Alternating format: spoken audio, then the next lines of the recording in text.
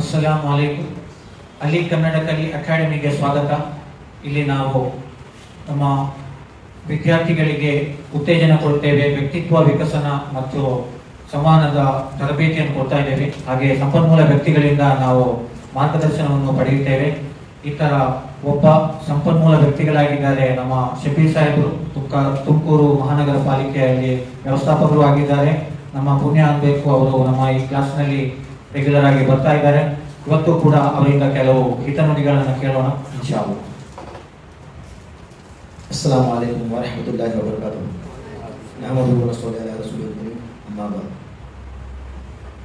ನನ್ನ ಮಿತ್ರರೇ, ನಾನು ಈ ಹಿಂದೆ ಬಹಳಷ್ಟು ಹೇಳಿದ್ದೀನಿ. ನಾನು ಈ ಅಕಾಡೆಮಿಗೆ ಎಷ್ಟು ಧನ್ಯವಾದ ಹೇಳಿದ್ರು ಕಡಿಮೆ.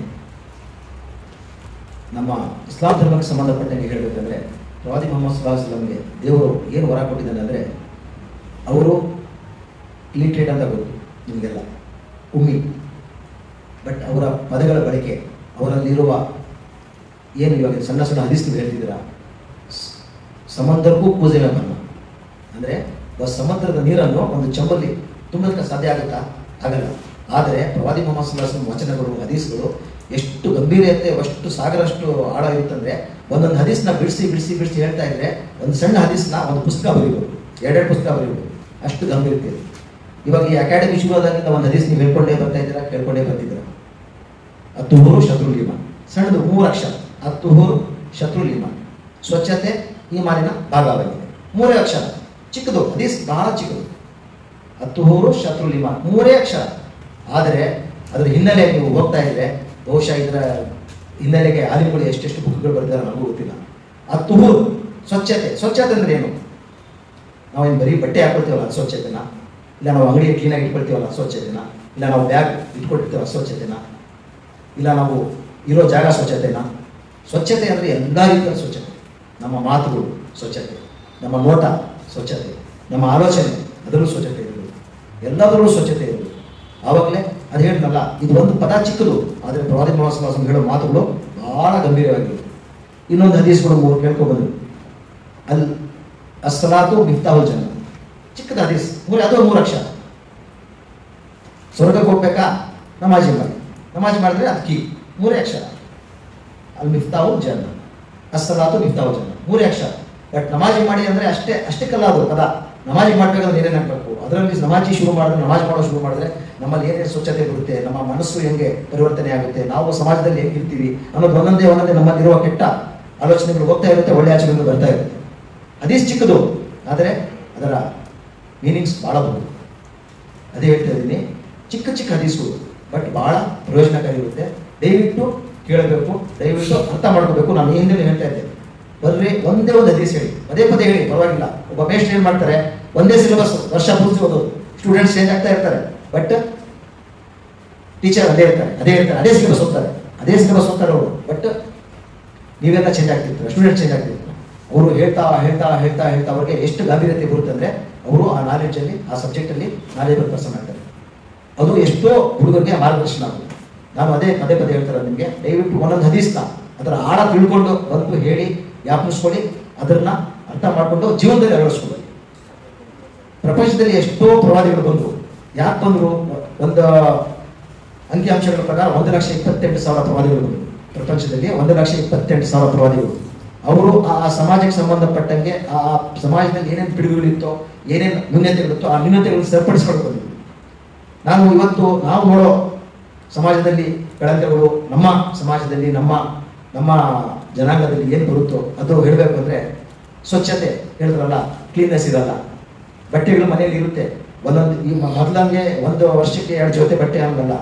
ಇವತ್ತು ದಿನ ಒಂದು ಮಗು ಹೇಳಿದ ತಕ್ಷಣ ತಂದೆ ತಾಯಿ ಹೋಗಿ ಬಟ್ಟೆ ತಂದು ಕೊಡ್ಬಿಡ್ತಾರೆ. ಆ್ಯನ್ಯುವಲ್ ಫಂಕ್ಷನ್ ಅಂತ ತಂದು ಕೊಡ್ತಾರೆ, ಸ್ಕೂಲ್ ಡೇ ಅಂತ ತಂದು ಕೊಡ್ತಾರೆ, ಯಾವುದೋ ಒಂದು ಎಂಗೇಜ್ಮೆಂಟ್ ಅಂತ ತಂದು ಕೊಡ್ತಾರೆ. 100 ಬಟ್ಟೆ ಇರುತ್ತೆ, ಬಟ್ಟೆ ಹಾಕೊಳ್ತಾರೆ, ಸ್ವಚ್ಛತೆ ಇರಲ್ಲ. ಎಲ್ಲೋ ಹೋಗ್ತಾರೆ, ಹೆಂಗಂದ್ರೆ ಹಂಗಿರ್ತಾರೆ. ಬಟ್ ಸ್ವಚ್ಛತೆ ಇಮಾನಿನ ಭಾಗ ಅಂದರೆ, ಇಮಾನಿನ ಭಾಗ ಅಲ್ಲ, ಅರ್ಧ ಇಮಾನ ಅನ್ನೋದು.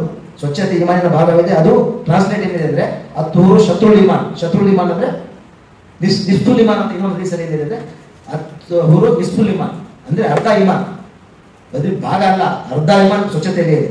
ಒಳ್ಳೆ ಬಟ್ಟೆ ಧರಿಸಬೇಕು, ಕ್ಲೀನ್ ಆಗಿರೋದು, ನಾವು ಇರೋ ವಾತಾವರಣ ಚೆನ್ನಾಗಿ ಇಟ್ಕೋಬೇಕು. ಇವಾಗ ನಾನು ನೋಡ್ತಾ ಇರ್ತೀನಿ, ನಮ್ಮ ಮನೆ ಹಿಂದೆನೇ ಒಂದು ಫೀಲ್ಡ್ ಇದೆ, ನಾವು ಹುಡುಗರು ಗೊತ್ತಿರ್ಬೋದು ಅಲ್ಲೇನಪ್ಪ. ಅಲ್ಲಿ ನಮ್ಮ ಹುಡುಗರು ಏನನ್ನ ಬಂದು ಕ್ರಿಕೆಟ್ ಆಡೋಕೆ ಹೋದ್ರೆ ನಾವು ಕಿವಿ ಮುಚ್ಕೋಬೇಕು. ಯಾಕಂದ್ರೆ ಒಳ್ಳೊಳ್ಳೆ ಪದಗಳೇ ಮಾತಾಡೋದು ಅವರು, ಒಳ್ಳೆ ಪದ ನಾವು ಕಿವಿ ಮುಚ್ಕೋಬೇಕು, ಅಷ್ಟು ಒಳ್ಳೆ ಪದ ಮಾತಾಡ್ತಾರೆ.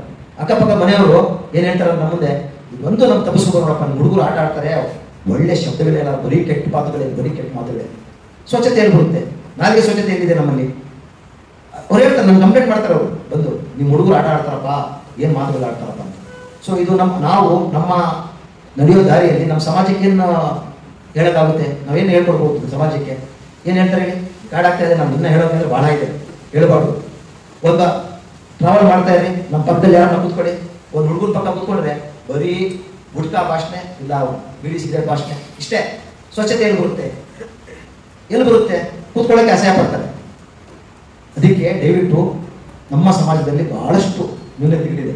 ನೀವು ಹುಡುಗರು, ಇವತ್ತಿನ ಹುಡುಗರು ನಾಳೆ ಪ್ರಜೆಗಳು, ನಾಳೆ ನಿಮ್ಮಲ್ಲಿ ಯಾರೇನಾಗ್ತಾರೋ ಗೊತ್ತಿಲ್ಲ, ಒಬ್ಬ ಕೌನ್ಸಿಲರ್ ಆಗ್ಬೋದು, MLA ಆಗ್ಬೋದು, ಒಬ್ಬ ಟೀಚರ್ ಆಗ್ಬೋದು, ಒಬ್ಬ ಏನಿದ್ರು ಅಟ್ಲೀಸ್ಟ್ ಒಳ್ಳೆ ತಂದೆ ಆಗ್ಬೋದು, ಒಳ್ಳೆ ಸಮಾಜಕ್ಕೆ ಒಳ್ಳೆ ಯುವಕ ಆಗ್ಬೋದು.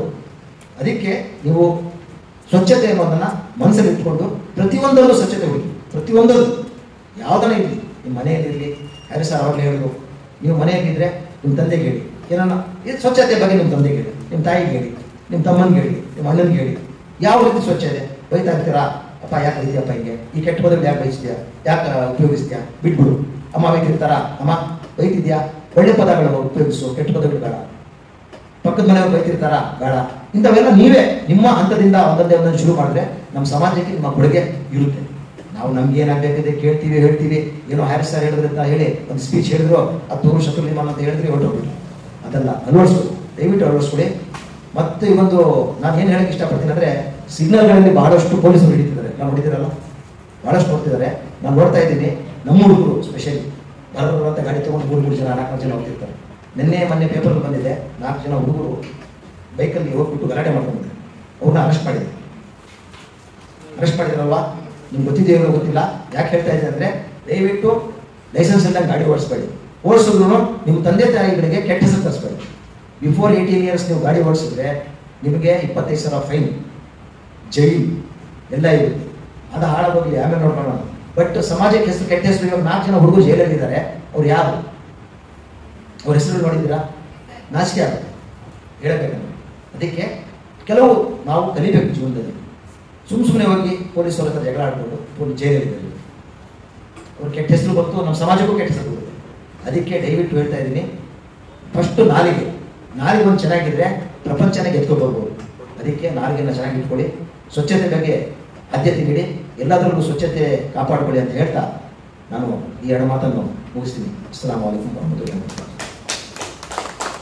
ಮಾಷಾಅಲ್ಲಾ, ಅತ್ಯುತ್ತಮವಾಗಿ ಮಾತನಾಡಿದ್ದಾರೆ ನಮ್ಮ ಶಬೀರ್ ಸಾಹೇಬರು. ನಮ್ಮಿಂದ ಒಂದು ಕೊಡುಗೆಯನ್ನು ಸ್ವೀಕರಿಸಬೇಕಾಗಿ ವಿನಂತಿ. ಇದೇ ಥರ ಇನ್ನೂ ಕೆಲವು ಸ್ಪೀಚ್ಗಳೊಂದಿಗೆ ಮುಂದಿನ ವಿಡಿಯೋದಲ್ಲಿ ಭೇಟಿಯಾಗೋಣ.